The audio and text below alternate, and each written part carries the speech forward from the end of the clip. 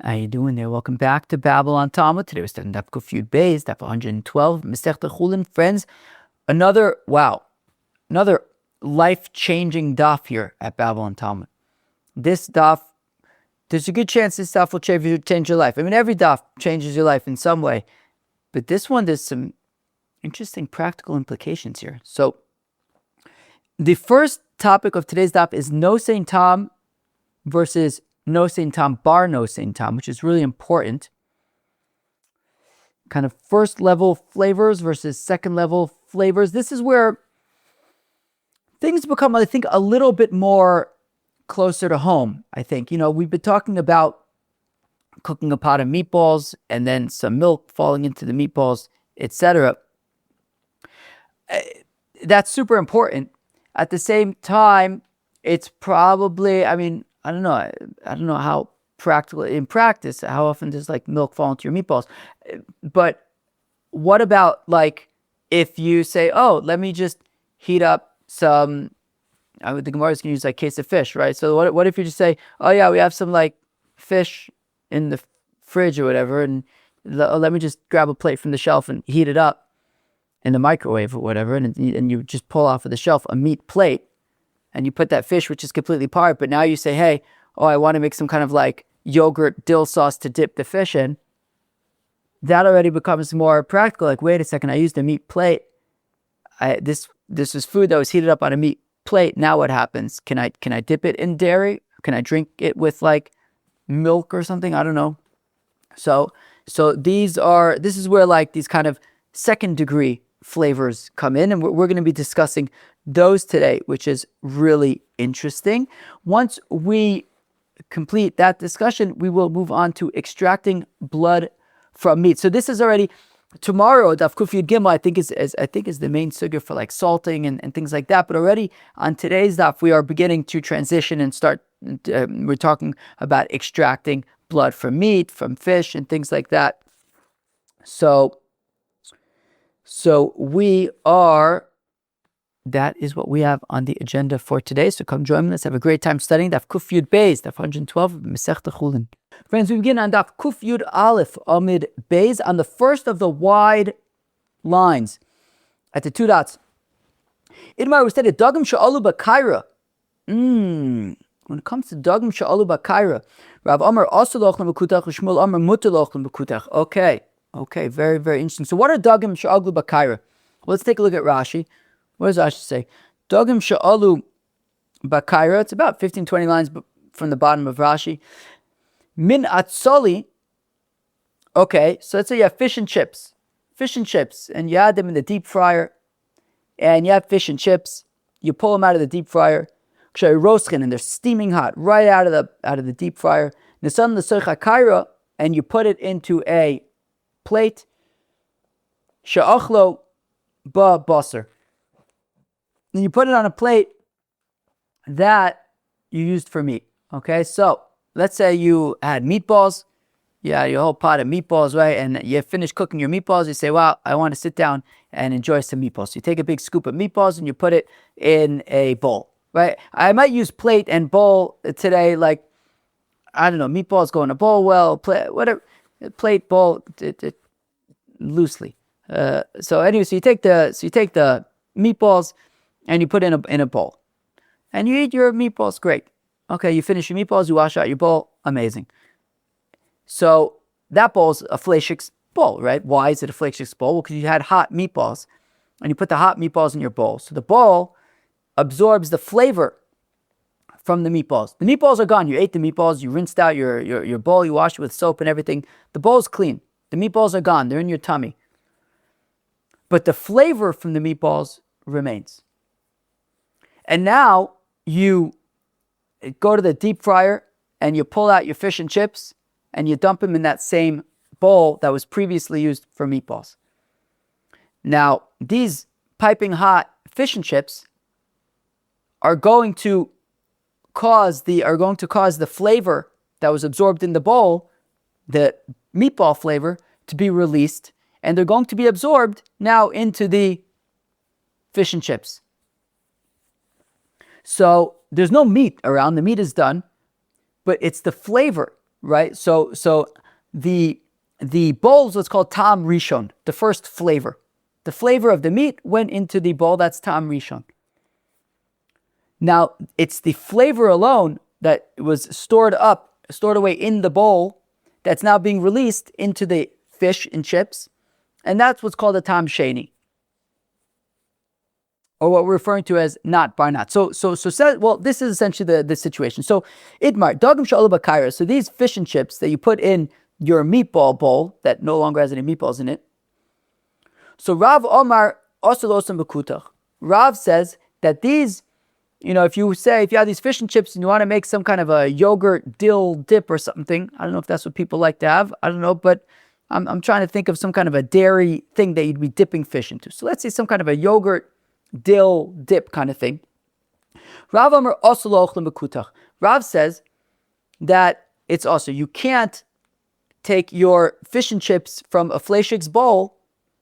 Again, even though there's no meatballs, you've washed it out and everything.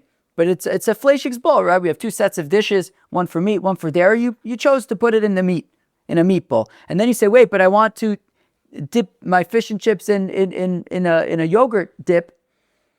Well, so Rav says it's asur. Asur lo'ochlin b'kutach. You can't dip the fish and chips in a yogurt dip. Shmuel amar mutar lo'ochlin b'kutach. Shmuel says it's fine. You can. It's completely mutar. You can dip the fish and chips in a yogurt sauce. Rav Omar asur nosayn tamu. Rav says it's asur because he would still consider the fish and chips to have the flavor of the meat. He would still consider the fish and chips to have the flavor of the meat, even though it was the meatballs that imparted flavor into the bowl and from the bowl into the fish. So it's already a secondary, right? The fish and chips are a secondary meatball flavor. Rav says that's still significant. You can't dip the fish and chips into the yogurt dip because essentially it's meat and milk. Basar v'chalav. Shmuel Amar mutter, where Shmuel says you may dip the fish and chips into the yogurt dip. Nosayn tam bar nosayn tam hu. Because Shmuel says, one second, this is not a ordinary flavor. The fish and chips don't contain an ordinary flavor. They contain a secondary flavor. After all, the meatballs imparted flavor into the bowl. The bowl is the primary flavor, right? Flavor versus the actual mamasho, actual meatballs. The meatballs are gone. What's left is the flavor. The bowl is the ta'am rishon, the primary initial flavor. That is then going to be imparted in the fish. The fish are the ta'am sheni. They're a secondary flavor. Nosayn tam, bar nosayn tam. Right? Essentially a flavor that is the child of a flavor which came from the actual meat itself. So you have one flavor and a second flavor. The fish and chips are that second flavor.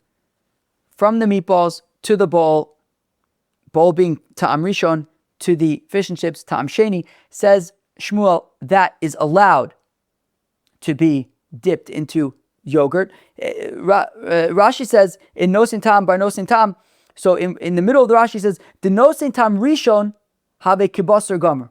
That the nosayn tam rishon, the tam rishon, the bowl, so that's mamish, he says, kibasar gomer. That's considered like basar. And therefore, if in that bowl you were to put boiling hot milk, and then you have the tam rishon from the bowl, and that's right, the meatball tam rishon from the bowl mixing with hot milk, that would be a problem. But here it's not mixing with hot milk, it's mixing with fish. That fish is completely fine. I know we don't eat fish and meat together, but let's not worry about that right now. The fish is completely fine. Sure, it received flavor from the tam rishon, from the bowl, but that makes it tam sheni. And a tam sheni, a secondary flavor, can be dipped into the yogurt dip. Rav Amar, where am I? Okay. The Gemara wants to suggest that maybe, however, Rav was just learning that out from a story. It never actually said this explicitly, that it's also, but rather from a story. The Rab Ikla, the Rav Shimi bar Chia Brei, right? Of course, Rav had a son, Chia Brei the Rab, and Chia Brei the Rab had a son, Shimi. So Rav was visiting his grandson, Shimi bar, right? Rav Shimi bar Chia bar Brei, his grandson of Shimi bar Chia. Chosh be'enav, and when Rav was there, his eye was bothering him. Avdulei shaifa b'tzah, so they made for him, they took a plate, and they made for him an ointment for him to put in his eye. And he did that. He took the ointment, he put it in his eye, and they washed off the plate. Basur achi ramu lei bishula begava. And then, at some later point that day, they took out some hot food from whatever they were cooking, and they put it on that same plate for Rav, the same plate that they used to mix together the ointment for him. They then washed it out, of course, cleaned it out, and then it was later used for food, and they put some hot food on the plate. Time lay time of the shaifa, and Rav says, this tastes like the ointment. I can taste the ointment in here. Omer yoiv taima kulehai. So he says, wow. So time lay time of the shaifa. Omer yoiv taima kulehai says, look at this. This is a lot of flavor. Meaning you have the flavor from the ointment. The flavor was absorbed by the plate, so the plate was ta'am rishon. From the plate into the food that was put into the plate, and that food is ta'am sheni. And says Rav, you could still taste the ointment, and therefore we want to say that it's from that story that that we're implying Rav's shita that even Nosayn tam by Nosayn tam. Right, so whether it's the ointment to the plate to the food, or whether it's the meatballs to the plate to the fish, it's the same. And that fish flavor, that fish is still going to have the meatball flavor in it, and you can't dip it in yogurt dill dip, according to Rab. Viloi, but the Gemara says, that's not a good raya from there, as Tosfos says, right? Mikan ein la ochiach. We can't prove it from this story. It says, but it is still Rav's opinion, however. Rav's opinion is still that the fish and chips in our meatball plate cannot be dipped in yogurt. It just can't be proven from the story with the ointment. Because shiny yosem, it's different by the ointment. Dinafish mirara tfei, because the ingredients of the ointment were particularly strong and bold and bitter, and they had a particularly strong flavor. Okay, so you can't prove it from there. Rebbe Lazar, Havakoyim Kamid Mar Shmuel. Rebbe Lazar was before Shmuel, and he was serving Shmuel. Aisu Lekame, Dogim Shalom Bakaira, and they brought before Shmuel fish and chips in a plate that had previously been used for meatballs. V'ka'achel b'kutach, and Shmuel proceeded to eat the fish and chips with yogurt dip. Yoiv levelo achal. Shmuel then offered some to Rabbi Elazar, but Rabbi Elazar declined. Amalei, Shmuel says to Rabbi Elazar, "Liraboch yahivi le v'achal vat lo achat." If I were to offer fish and chips like this to Rav, he would eat it. Why don't and Rav, Liraboch, to your Rebbe Rav would eat it. Why don't you eat it? Also, the comment to Rav, when Rabbi Elazar then was with Rav, he says to Rav, did you change your mind to agree with Shmuel that you'd be allowed to put these fish and chips and dip them in yogurt? So Rav says to Rabbi Elazar, Chosle lezari de Abba bar Abba delisvli midi dilo svirli.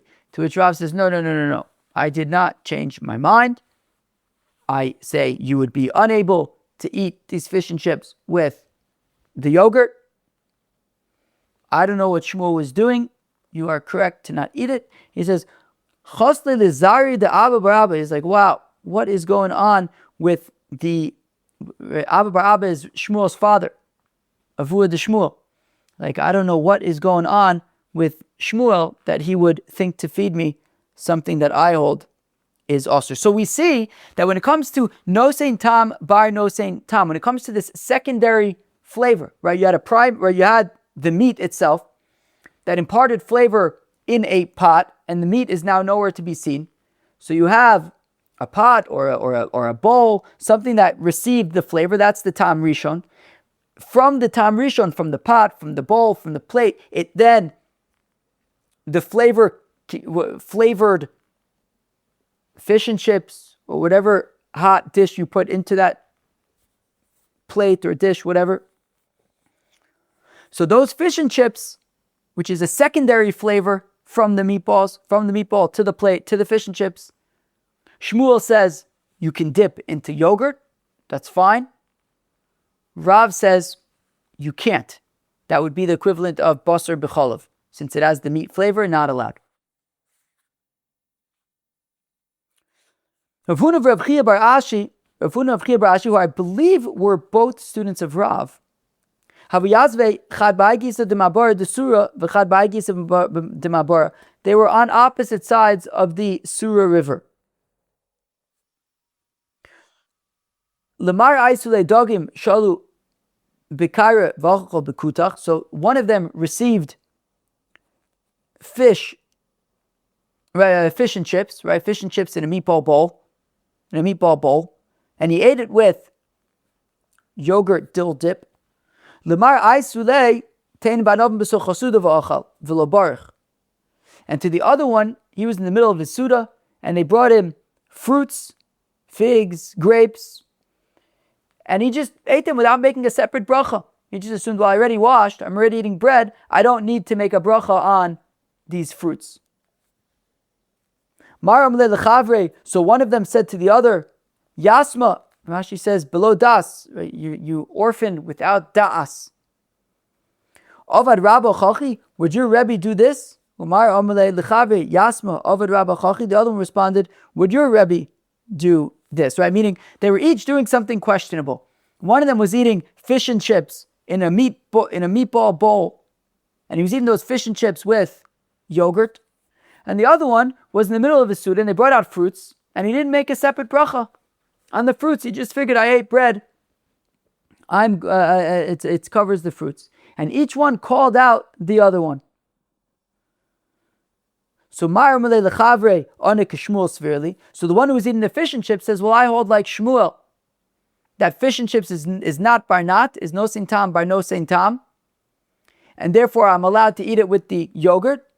The other one says, well, Ana, Sruli, and I hold like Reb Chia, the Tani Reb Chia, the Reb Chia taught, Pas poteres kol minei meichel, v'yayin poter kol minei mashkin. That bread covers all types of foods, and wine covers all types of drink. And therefore, bread covers all types of foods, even including fruits, grapes, and figs, which are not usually eaten with bread. Reb Chia says, nonetheless, the hamotzi would cover them. Tosfos says, "Ein halacha kain." However, the halacha is not like this. Rather, like we say in Pered Ketzad Mevorchin, which I believe would be only that which comes with the bread. Right? Only that which you would like eat with bread would be covered by the bread, but fruits and desserts and things you would make separate brachas for. Okay, fine. Okay, Givaldik.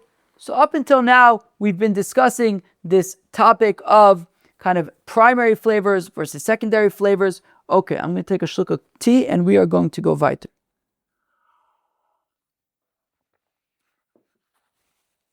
Now, says the Gemara, Omer Chizkiya Mishum Abai. So now it says Chizkiya and then Vabai. Now, I'm not really sure which Chizkiya this is. Usually Chizkiya is the son of Reb Chia, who's Rashi even recently said that Chizkiya is a Tana. So he was much earlier, right? Kind of Rav's generation, first cousin of Rav. I think a Rebbe of Rabbi Yochanan, but I don't know who this Chizkiya is that's talking to Abaye, but Amr Chizkiya Mishum Abaye, says Chizkiya the name of Abaye. Hilchasa, the halacha is Dagam Shalu Bakaira Mutar Lochlan Bekutach. That Dagam Shalu Bakaira, that these secondary flavors, this fish and chips in the meatball bowl, the fish and chips can be dipped into a yogurt dill dip. Nosayn tam by Nosayn tam, a secondary flavor, can be dipped into the yogurt dill dip. Now, there is an exception here. And this is an interesting exception. When it comes to knives, knives have a bit of a separate din. Knives have a bit of a separate din. Even before I read it, I want to say knives have a bit of a separate din. And the first, Rashi gives two reasons. I'll go with the first one. I think it's easier to read into our Gemara, which is that when it comes to a knife, the assumption is that there still may be, so if you have a knife that you use to cut hot steak, so you take steak off the grill and you use a steak knife to cut it. The assumption is that when it comes to a knife, there will still be some fat, whether you can see it or not, there will be some fat on that knife. On a knife that you use to cut through steak, even if you wash it off, there will still be some fat. We assume that when it came to the meatball bowl, you washed it off and all the meatballs are gone. All that is, or this flavor that was absorbed in the bowl, fine. But there isn't going to be actually any meatballs there. Nothing to do with the meatballs. That's all been scrubbed away. But the assumption is when it comes to a knife, there is, whether you can see it or not, some fat, some shamnunis, some fattiness from the meat that remains on the knife. And that fat is going to be interacting with whatever you are using the knife now to cut. So whereas when it came to the fish and chips in the meatball bowl, the fish and chips was interacting with flavor of the meatballs. Nothing to do with the meatballs itself. The meatballs are gone. The meatballs did their part. They imparted flavor in the meatball bowl. They're gone. They're eaten. They're washed away. They're gone. They did their part. And it's only the flavor that is now being imparted into the fish and chips. By a knife, it's a little bit different because we assume that the meat that was cut is not fully gone from the knife. If you use a knife to cut through a hot steak, even if you wash that knife, the hot steak is not fully gone. There's still some fat from the hot steak on the knife. And that fat is going to be interacting with whatever you're cutting. And now, if what you're cutting is snow, is radish, is something sharp, well, let me tell you something. If you take a pot and you take some steak and you start cooking that steak in the pot, and then you take some fish and you put that fish in the pot and you cook the steak and the fish together, that fish is going to be soaking up lots of the flavor of the meat. There is no chance that you will be able to dip that fish into yogurt dip. Fish that was literally cooked together with meat. And it's soaking up the flavor of the meat. You, for sure, cannot take that fish and dip it into yogurt sauce. Well, guess what? If you have this knife, and we're saying that unlike the meatball bowl, which is fully cleaned, the knife still literally has some meat on it. Whether you see it or not, there's the fat of the meat. And you're cutting tznon, which is a radish, which is sharp, and this, I believe, would also apply to anything sharp. Onions, garlic, leeks. So anything sharp. So now, you're taking this knife, which has some meat fat on it, and you're cutting radish, that was used to cut hot meat. That radish cannot be eaten with this yogurt dip. I'm defining kutach as a yogurt dip. Kutach is like, I probably should have said this earlier if I didn't. It's some kind of a dairy dip. I don't know exactly what it is, which is why I'm just using something that I can relate to. Some kind of a dairy dip. So I'm saying like a yogurt dip. So that radish cannot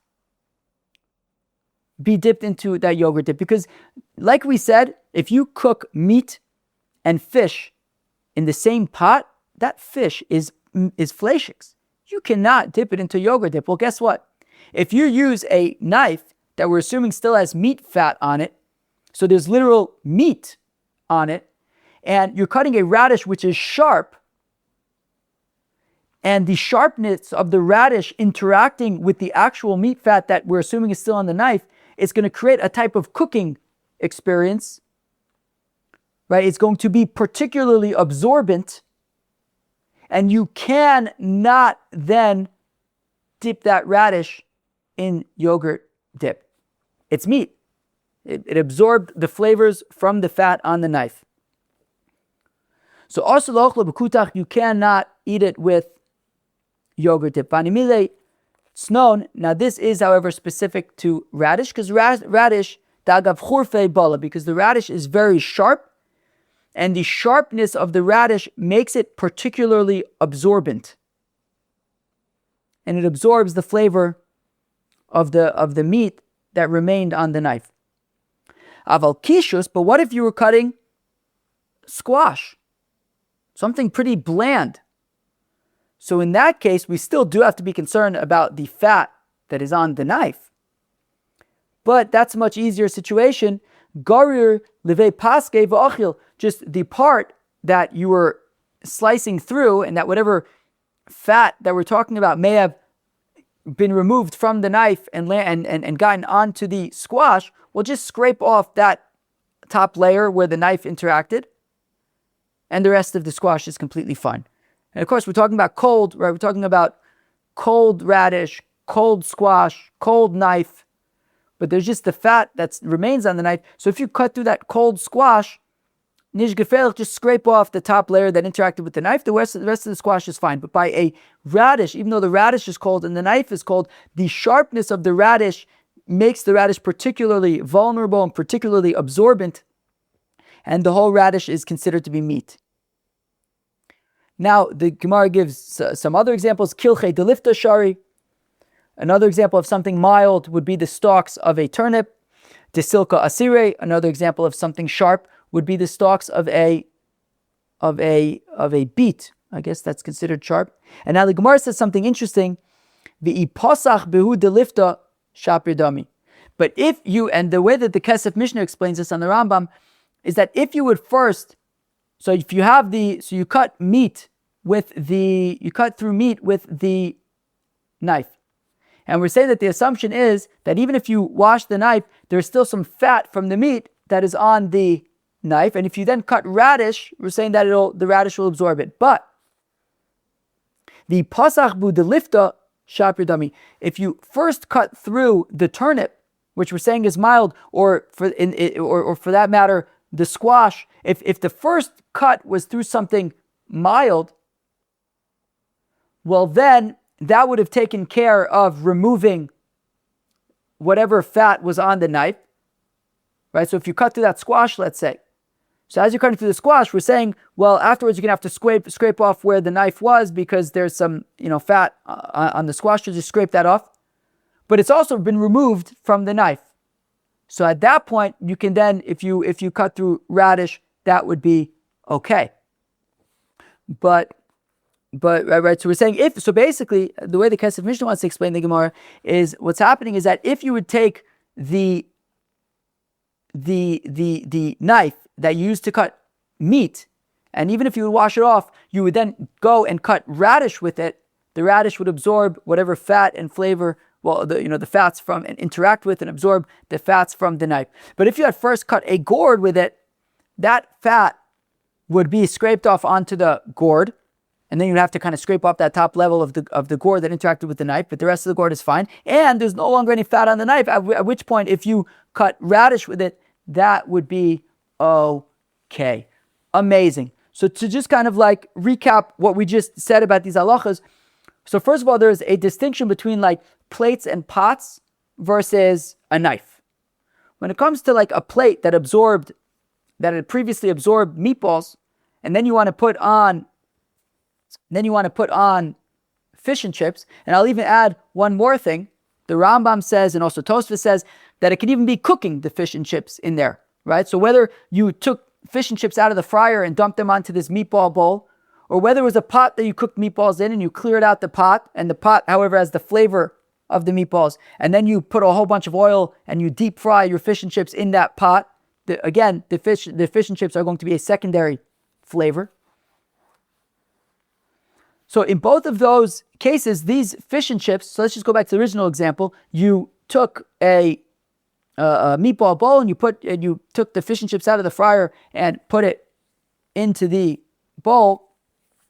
So those fish and chips are a secondary flavor, and you can dip it into your yogurt dill dip. However, when it comes to a knife, there's an extra concern, which is that if you use that knife to cut up meat, well, that knife, even after you wash it, will initially have some fat on it that even you might not be able to see it, but we consider it to be there. If the first thing that you're going to cut after that is going to be radish, well, that radish is going to be absorbing that fat, because radish is sharp and it's particularly absorbent. It's going to suck up that fat, and your mamish, it's going to be meat. You can't dip it into yogurt dip. But if we're talking about gourds, which are mild, so just scrape off the part that interacted with the knife, and the rest of the gourd is fine. And you can even then afterwards cut up radishes, because whatever fat was on that knife is considered to have been removed when cutting up the gourd. But Rav Dimi Nachman. So Rav Dimi asked a kasha from Rav Nachman. Ma'ola anuche kada democha gabi kada de kamcha.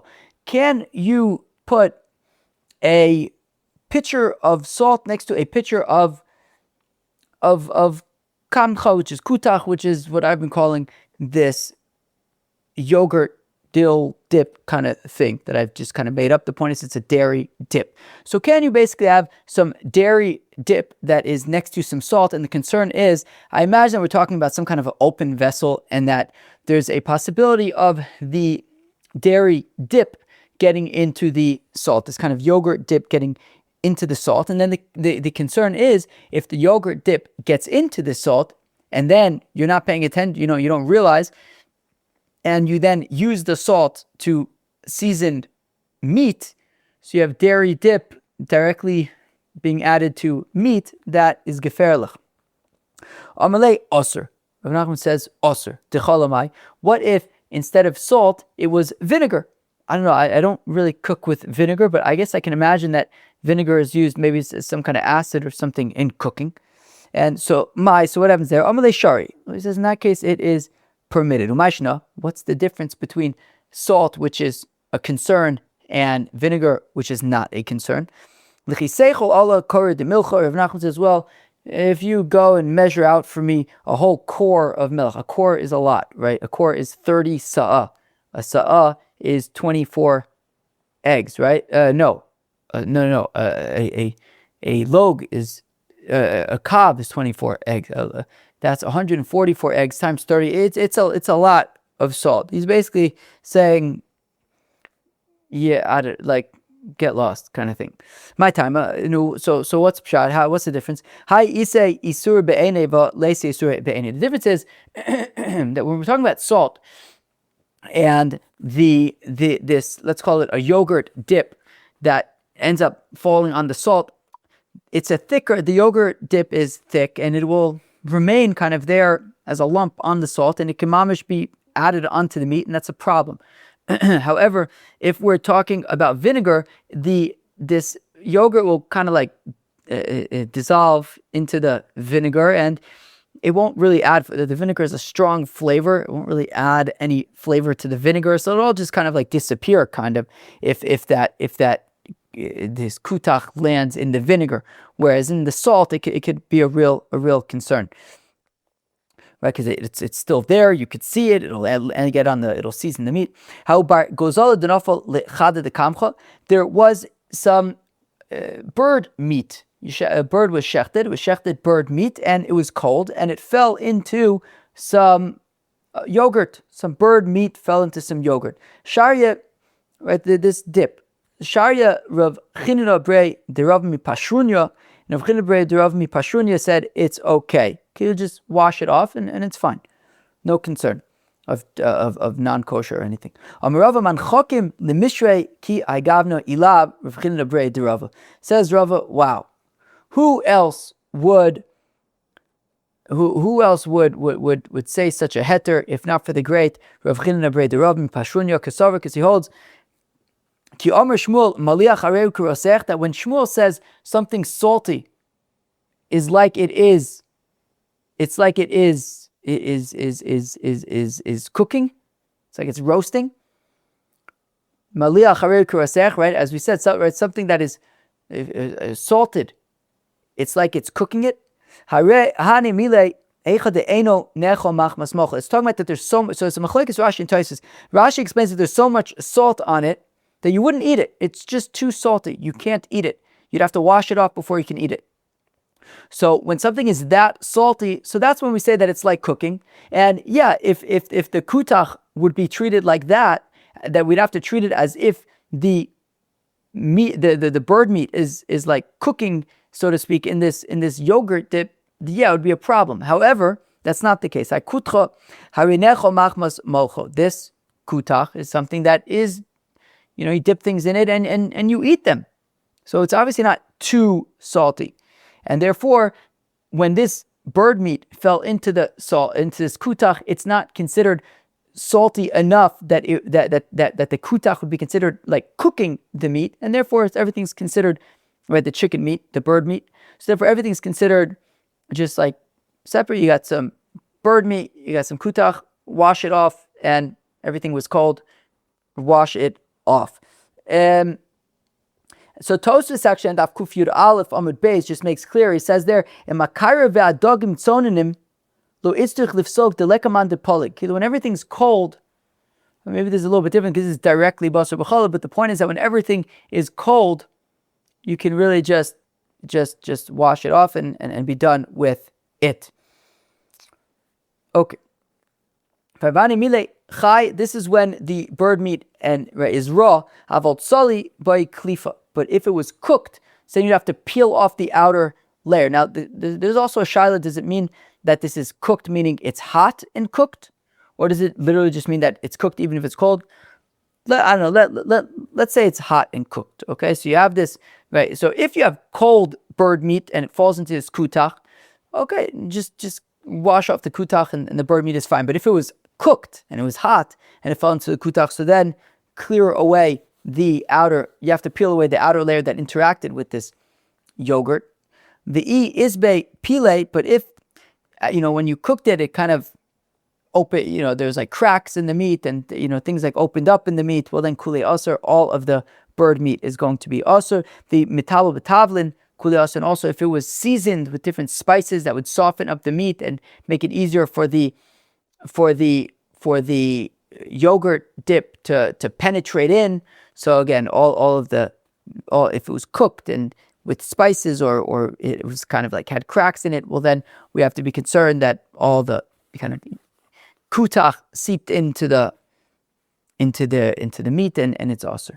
Omer of Nachman, Omar Shmuel, Kikar shechotach alea basar asur la'ochla. If you have a loaf of bread and you took a roast out of the oven and you start slicing the roast on top of the bread, as if the bread was some kind of a cutting board, right? It's like on top of whatever it is. You're cutting the meat, and basically whatever's emerging and dripping from the meat is being absorbed into the bread. So, asur la'ochla, you're not allowed to eat that bread. That's if we're talking about a piece of meat that was like bruised, a piece of meat that was particularly bloody and red when it was cooked. Avre, and that's also if the concern is for blood, right? The concern is for blood. So if the blood that was released from the meat was soaked into the bread, like from one end from the top to bottom, like it really seeped all the way through the bread.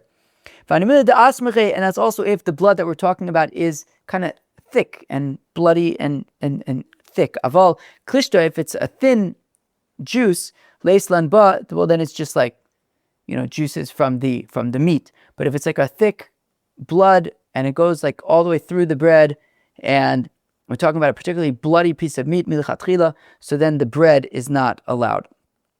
Shmuel shadile lechalbe, Shmuel would take this bread and just feed it to his dogs because he couldn't eat it. Rav Huna yoivle l'shamoi, Rav Huna would feed it to his attendant. The Gemara says, why would Rav Huna feed it to his Jewish attendant? Manaf shach, I don't understand. I shari l'chuli alma shari. If it's allowed, it's permitted to everybody, including Rav Huna. Also, if it's not allowed, then it's also for everybody, including his attendant. I don't understand. Shani Rav Huna de Anina Daite. Well, Rav Huna was a sensitive individual, and it's not that that he held that the bread was osir, it's that he just didn't want to eat bloody bread, so he offered it to his attendant. Rava achile v'kari lechamer basar. Rava would eat it. He would just call it meat wine. Okay, meaning Rava was not concerned about all these things. Apparently, because you have this meat and it was already cooked. Anything that emerges from it, according to Rava, will be just fine. Amar Rav Nachman Amar Shmuel ein manichin kli tachas basar ad sheyichle mare admu mishabov. So if you're like cooking meat and you want to catch the drippings, so you have an idea, take some kind of a plate or a tray and put it underneath the meat so that while it's roasting, any drippings will land in the tray and you'll have like some, fat. I can imagine that could be tasty. But says Rav Nachman Amar Shmuel that you have to wait until all the blood leaves the meat. Okay, so you're roasting the meat and there's going to be blood that's going to be dripping out of it. You have to wait until all the blood drips out of it. Once all the blood drips out of it, well then whatever drips out of it will be fats and that's okay. How do we know when the blood is done dripping out of it? Well, once the smoke begins to raise. What does that mean? So Rashi gives two possibilities. Either that the meat itself, has been cooked thoroughly enough that it itself starts smoking, or that when the blood is more liquidy, which is more liquidy, will be landing on the coals, it will have more of an extinguishing effect on the coals, whereas once that is done and there's like fat that's dripping on the coals, it will have more of a smoky effect. And once you get that smoky effect, that means that the blood is done blooding and you can begin collecting the fat. Rav Ashi asks, Dilma tata mata ila lo mata. But one second, if you're cooking meat over a fire, so maybe the lower part of the meat, the part that's directly over the fire, is done blooding. But how do you know that the rest of the meat is done blooding and there still might be more blood to come? Elo Amar Rashi, rather says Rashi, leis le takanta elo, mishda beitarte galoli milcha, umishafi, rather says Rashi, look, there isn't really anything you can do to know for sure when the blood is done, but what you can do is put the tray underneath the meat, and yes, it will collect everything, the fat, the blood, but in that tray you put 2 clumps of salt, and what the effect that will have is that the salt will attract the blood and separate out the blood towards it, and the fat will be at the top, and then you could basically collect the fat from the top, and the blood will be attracted to the salt, and kacha you can separate out the fats and get the fats that you want. Does Shmuel really say that there's a possibility of the blood kind of leaving the meat?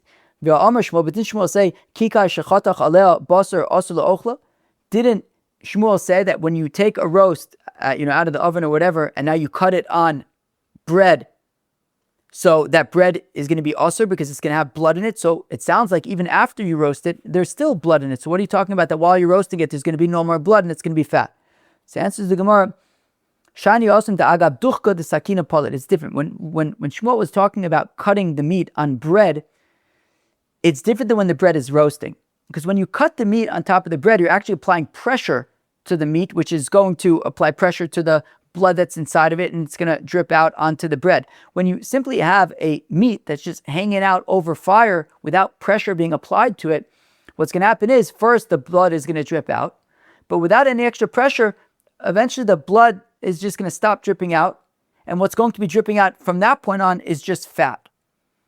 Once you take it off the fire and you start cutting it up, it is possible that some blood that simply wouldn't have come out during the cooking process will come out subsequently onto the bread, and that's what Shmuel was concerned about in terms of the bread. And finally, Omer of Nachman says, of Nachman, Dogim va'ofis shamolchan zeim zeh. If you are salting fish and birds together, Asurin, they are also echidami. How so? Ibachli she'enu menukov. If we're talking about a vessel that doesn't have any holes on the bottom, so you're basically taking a bowl or something, it has no holes on the bottom, or some kind of a tray, there's no holes on the bottom, and you start salting the fish, you start salting the birds. So that's going to be a problem because the blood has nowhere to go. The whole point is to extract the blood.